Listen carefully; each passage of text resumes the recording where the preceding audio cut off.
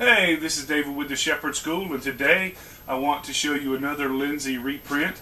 This is a 1957 revision of a Navy 1944 document, the United States Navy Foundry Manual.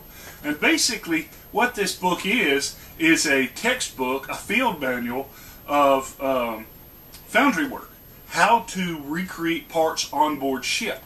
And that's very, very important because, you know, if something breaks on a Navy destroyer out in the middle of the ocean, you might not have time to get a replacement part. And so this book tells you how-to manual for molding and making molds and casting metal. It talks about alloys, copper-based alloys. It talks about how to build the furnace, different types of furnaces, you know, different types of molds and how to make your mold, how to design your mold.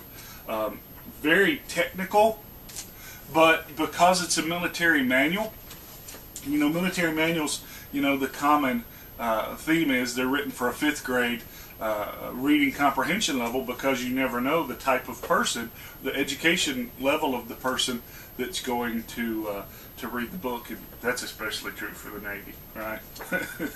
So anyway, there's a lot of material packed in this book, and it's small print, lots of charts, lots of diagrams. Okay, if you're going to get involved with foundry work or metal work, very, very useful, and I would recommend it.